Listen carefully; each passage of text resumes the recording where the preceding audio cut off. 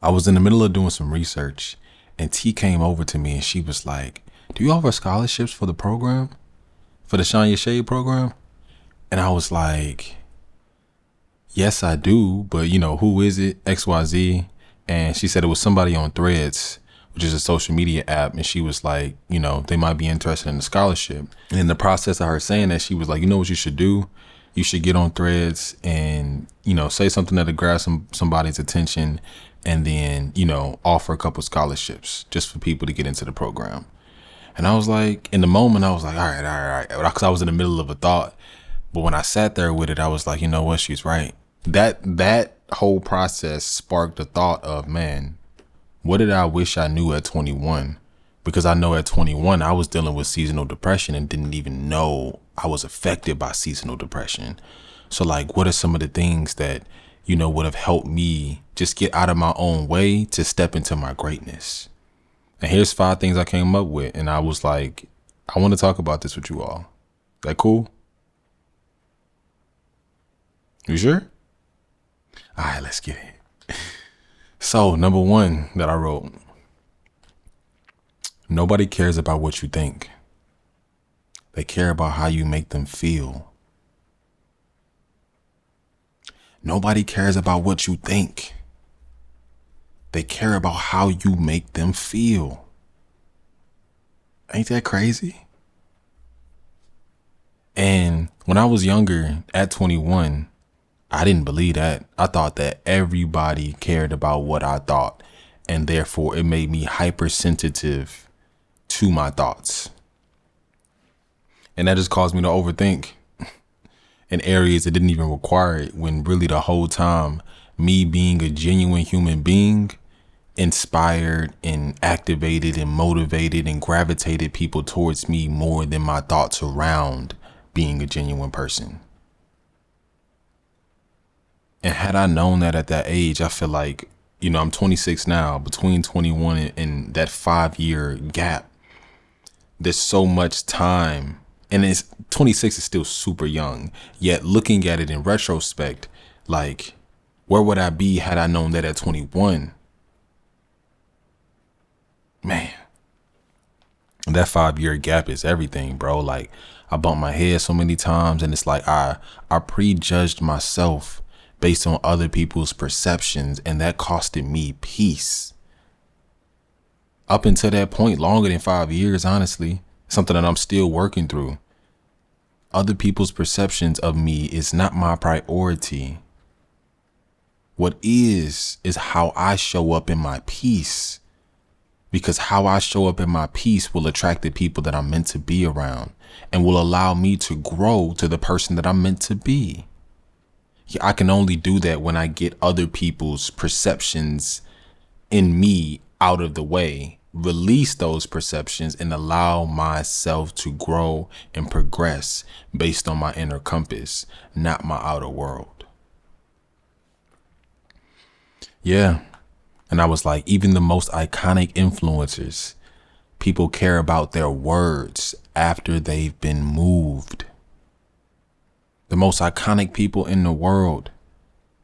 Most people don't care about their words until after they've been moved. What does that mean? You might come across a famous actor or a famous musician or a famous politician, whatever. And you might not know who they are. So you could read a headline, such and such says such and such. If you don't know who that is, that has no relevance to you. Yet in another scenario, let's say you just got done watching MYCOL Academy and you're like, man, I love how, the classes are moving me and I'm in the program and it's like really changing my life because I'm in the community, doing the work, being held accountable, and I'm seeing those small incremental shifts throughout my life. And then you see MYCOL wins, da da da da da. You're like, oh, what? I gotta go. Or MYCOL says, da da da da da. What? I gotta go check that out. What do you say? Because you've already been moved. So now you want to lean in and engage more. People don't care about what you think. They care about how you make them feel. And this is something I'm still learning. I'm still learning this. And I wrote, find what moves you then share that feeling. Find what moves you, then share that feeling. Because if it moved you, 9 times out of 10, it's going to move other people that move like you. So when you are moved and you can share what moved you with other people that move the way you move, then you end up creating this synergy and this frequency of energy that resonates more than just what sits with you. And that's a powerful key that had I known at 21, I'm actually glad I didn't. Because if I did know that at 21, I probably would have abused it. Not even gonna lie to you. I probably would have been doing some things I shouldn't have been doing. But now that I know it, it allows me to be intentional with it, and put it in a way of like, I'm willing to grow and learn throughout this process, because regardless of what I did or didn't know from 5 years ago, who I am today is magical. And I wouldn't trade that time for the world. Because who I am today is because of everything that's been transpired or that hasn't transpired. And I know the next 5 years, it's going to be even more magical. And the lessons I feel like are going to compound to where it's not going to take nearly as much time to see nearly as much progress. That's really how I'm feeling. Number 2, you can learn more from completion than creativity. Wow. When I wrote that one, I was like, dang. I feel like that one I got written by accident. Even though there are no accidents, I was like, I wasn't expecting that one. You can learn more from completion than creativity. The more you wait, the less you do. Which goes right back to the first one. The more you wait, the less you do. There's been so much that I've just like sat on because I was like, ain't the right time yet. What does that even mean? It ain't the right time yet. Now, in some instances, like I get it, timing does matter. There's a lot of things where timing is important, but not as important as completion. I've gained more when something was already done versus when I waited for something to be acted upon and then an opportunity presented itself for me to go do it. For example, the classes, there were instances where I just wanted to start. I didn't know how, XYZ, even though I have access to different studios and stuff like that. I was like, no, I just want to start with what I have and just see what it feels like, see what it looks like. And there was an energy in me that was just like, bro, I got to move. Let's get to it. So I started doing the classes and I was like, all right, cool. Did the classes. They was about an hour each. I'm like, all right, I can just cut up clips from this, post that on socials and just see how people respond to it. It wasn't until the 6th class to where I started to see a spike. The first 5 were cool, but that 6th class, I saw a spike and I was like, this is interesting. And when I saw that spike, I was like, where did this come from? I still don't know where it came from. Maybe it was the algorithm. I said the right things, SEO. It could have been a lot of different things. Regardless, it was something that resonated so deeply with me. I've been living by it for years. And some of the other ones were cool too. The classes, like I still stand by them, but the 6th class, Family is Frequency, How to Find Your Tribe and Thrive. One, I feel like the title is fire. How to Find Your Tribe and Thrive. Fire. Yet Family is Frequency is something that I live by. That's like one of my principles that, you become who you attract and you attract who you become. And that's exactly what it means. And I feel like because of that energy and frequency, it attracted people that wanted to learn more about that because of who I am becoming. And when you take a step back, if I didn't get out there and I didn't start doing the classes, I wouldn't have got to class number 6 and I wouldn't have put that life principle message into that class to attract the people that it did. So therefore, then my energy is in new people's phones, new people's screens, new people's lives. And I have an opportunity to have that much more impact with my superpowers. So I learned because the video was done and I could put it out and share it. If it was up in here, mental work, I got this cool idea. You want to hear about it? That's cool too. You might want to hear about it. What's your idea? Yet it's different than saying like, oh yeah, I got this cool idea. I actually did a video on it. You want to see it? I can see it. I can hear it. I can touch it. Oh, let me go engage with it. You can build a deeper connection that way instead of me just painting the picture for you. It's like now you can form your own picture with what's already been completed. So this isn't me taking a knock on creativity. It's more so just stating that you learn more from completion than you do creativity. And that's what I'm gonna have to let resonate. That mug is still resonating. Had I known that then, boy, we here now. Because there's a small percentage of creatives that can wait for inspiration to strike. Then boom, it's a masterpiece. Yet most people actually have to take small strides and figure it out along the way. The choice is yours.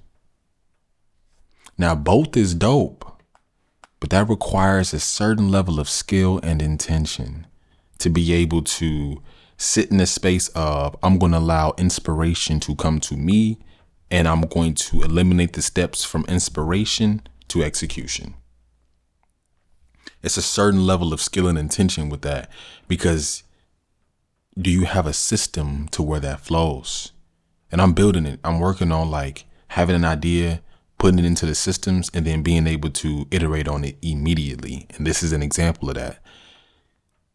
Example, T was like, put something on Threads. I'm like, all right, cool. I'll write something up. Yeah, sometimes I don't always like putting all my chips in platforms I don't own, because it's like, let's say it does go, then what? If nobody decides to sign up or nobody follows or XYZ, it's just views. Views are cool, but like I've gone viral before and my life didn't change. I've gone viral on YouTube. I've gone viral on Instagram.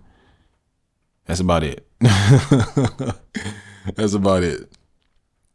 I've gone viral in real life, to be honest. And my life didn't change.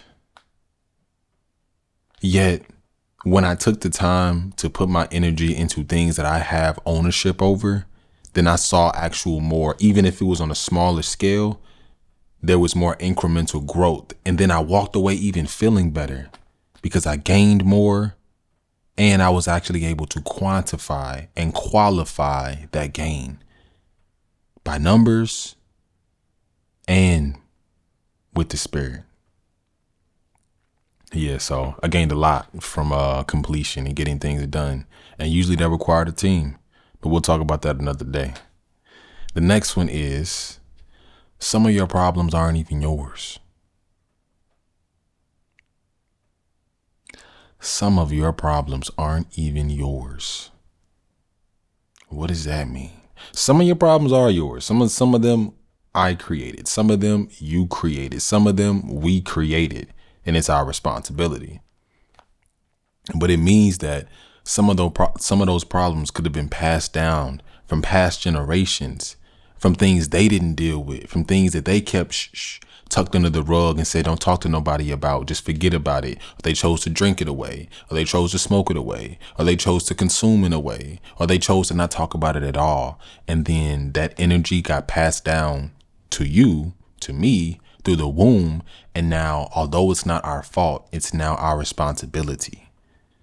Because the moment we become aware of it, it becomes our responsibility, because then we would then be willingly passing that down to our children if we decide to have children.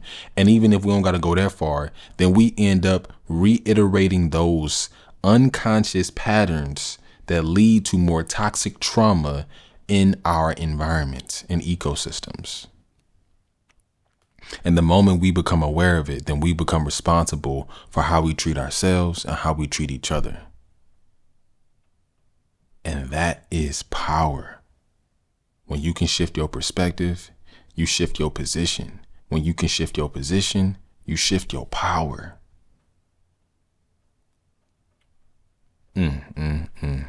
Release it and let it go. as far as like people's past patterns. And we can talk more about that in future videos, but that's exactly what the Shine Your Shade program is for. It's for how do you deal with the past while still embracing the present? Because you don't want to be so in the past that you lose your grip on reality. Yet at the same time, you don't want to be so focused on the future that you don't see what's right in front of you. And a lot of that is because of what's behind you, you know? And if you don't know, come find out. Join the academy and join Shine Your Shade. That's what it's for. That's what we here for. It's the work we doing.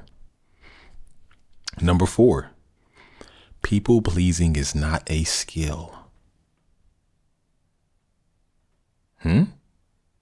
People pleasing is not a skill.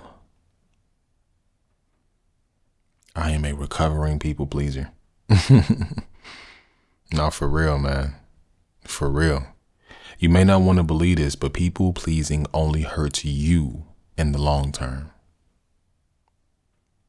By people pleasing, it creates parasites that are never satisfied and want you in the same position to consume your power. You might want to rewind this part. By people pleasing, it creates parasites that are never satisfied and want you in the same position to consume your power. So people pleasing is a certain pattern that has an effect on our perspective, that we are only valued, we are only worthy. And these are thoughts, these are thinking things. We are only beliefs. We are only deserving when we're in the space of making sure other people feel good about us. So it's slightly contradicting to the first one, because it's like we talked about people don't care about how you think, they care about how you make them feel, which is true. Yet how you make them feel is direct correlation to how you feel about yourself. And if you don't feel good about yourself, yet you're so focused on how other people feel good about you, then there's a cognitive dissonance. There's a disconnection between who you are in you and then who you are in them.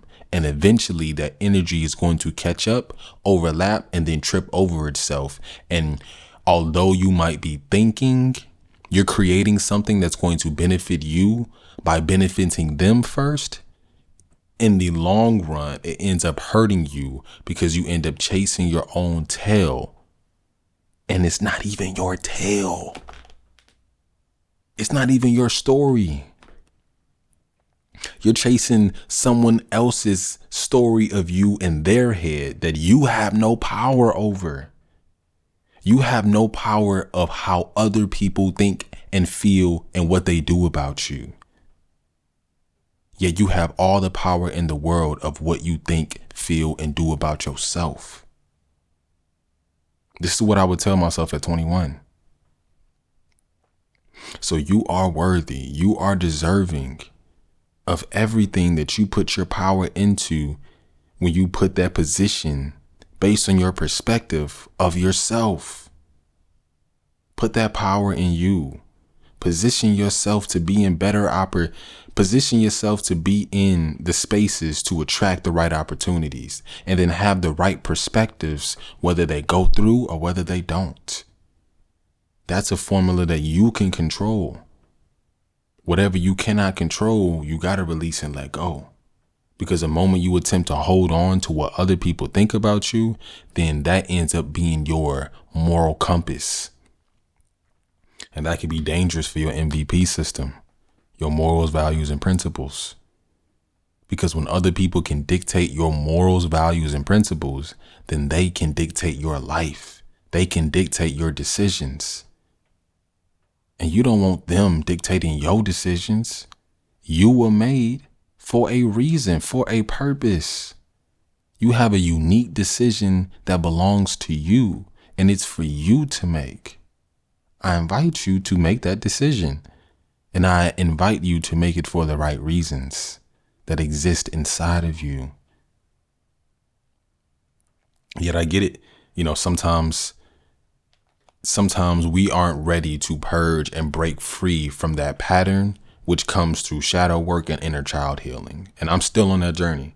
I'm not past it. I'm in it. And we might, for those who are doing the work, we might be in it all of our lives. It might be an ever evolving thing. And I do believe you eventually get to a point to where it's more maintenance than it is like attempting to make up your way for lost time. Because people pleasing has something to do with your overthinking about the future, which comes with anxiety.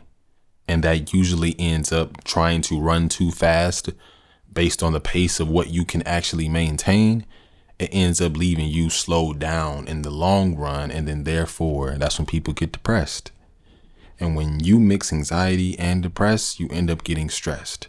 And that makes everybody sad. And that's something that me and T been talking about a lot. Like, man, like that's a whole new acronym for sad. Stressed, anxious, and depressed. And that's exactly what I was. Boy, at 21, I ain't know how to act. Drinking, smoking, having sex. For what? I'm not saying any of those things are bad, but the way I was doing it was unintentional. The way I was doing it wasn't serving my highest good. And the way I was doing it wasn't calling me to my superpowers. So now I'm doing my best to shift my perspective, shift my position, so I can be in control of my power. Come on. Which leads us right to the next one. You have superpowers. Use them. You have superpowers. Use them. They are yours to use. Use them. In life, everything is a test, and you can react or respond. By reacting, you operate out of your subconscious mind and stay in survival mode, aka fight, flight, freeze, fawn. So being in survival mode means that you're in a space of something happens and you immediately, you want to fight about it. What you say about me? Boy, girl. And then it ends up turning into situations that escalate beyond what they actually are requiring of you. And then other situations, people might flight. They want to run away. Something happens and you want to avoid it. Something happens and you want to look the other way. Something happens and you want to ignore it, when really there's something for you to learn in that situation that's going to help enhance your superpowers. That's going to make you a greater human being, a more full, a more whole, a more sound person. By actually dealing with what's right in front of you, because that allows you the perspective to see, what is in this space for me to learn? What is in this space for me to grow? And it ain't easy. I'm not even going to cap and say it's easy, but it is worth it. By allowing yourself to see the position of where you are right now and being like, you know what? I'm not where I was yesterday, and I might not be where I'm going tomorrow, but I am where I am right now. And where I am is in a great position for me to make a better decision. I'm in a great position to make a better decision today. I cannot change yesterday, and I may not be able to predict tomorrow, but right now I have everything in my power to do what is in my highest good based on my highest intentions. Come on. When you respond, you access your superpowers and find new ways to solve old problems. Find new ways to solve old problems. That is the number one way to be wealthy in this world, is to find new ways to solve old problems. Because the thing about problems is they don't actually go away once you solve them. They just end up transferring to somebody else that hasn't accessed that solution. Or they end up transmuting themselves into a new problem with that new solution. So as long as there are solutions, there will always be problems. So why run from them? Why fight them? Why freeze in the face of problems? They're always going to be here. Yet what we can do is take back our power by shifting our position in the problem based on our perspective of the situation, we can see a solution when we see different, when we do different, when we feel different. Then in that position, then we can actually take a step. And that step then leads to a decision and an outcome that's in our best interest. And in this world, when you solve a problem, you are wealthy. Because the moment you solve a problem, now you are more valuable to the human race. You are more valuable to nature. You are more valuable to Coach. And then Coach wants to put things in your favor to help other people solve that problem. And they're going to be willing to pay you based on how you package and position it, how to solve their problem. So problems aren't our downfall. They're our opportunities. Problems aren't our downfalls. They are our opportunities for progress. For progress in our power, position, and perspective. The bonus one I wrote was, it'll all work out. It'll all work out for you. Just be patient and be graceful with yourself. Be patient and be graceful with yourself. You deserve everything coming your way because your moment is approaching. And that was a post. Then I said, if anybody interested in releasing past patterns and activating your superpowers, I'm giving away 3 scholarships to our shadow program. Comment SHINE for access. So, hey, you all, because you're in the Patreon, you got more meat on the bones of what existed in that post. Yet I'm curious, like, if you read those 5 what I wish I knew at 21, would you click on it? How'd it make you feel? What would you add to that list? If you are 21, like, what do you know now you didn't know at 18? If you're 40, what would you say to yourself at 25? You know what I'm saying? Yeah, I love to hear your thoughts. I love to hear your comments, and I love to hear your wisdom, because I do feel like we all can learn from each other. I feel like a baby has as much wisdom as an elder when we learn to listen, and not just with our ears, with our heart. So thank you for allowing me the space to share my wisdom and share what I've learned and share what I'm learning throughout my life and throughout my process. I got to give a big shout out to my team, aka T, for inspiring me to even make this post. And then I got to give a big shout out to Coach for telling me, hey, if you're going to write it, you might as well record it. You heard, this is what this setup is for. Let's do it. So lastly, I thank you for being in the space and being willing, open, and ready to receive the message coming for you. My name is MYCOL, and I'll see you next time. Peace.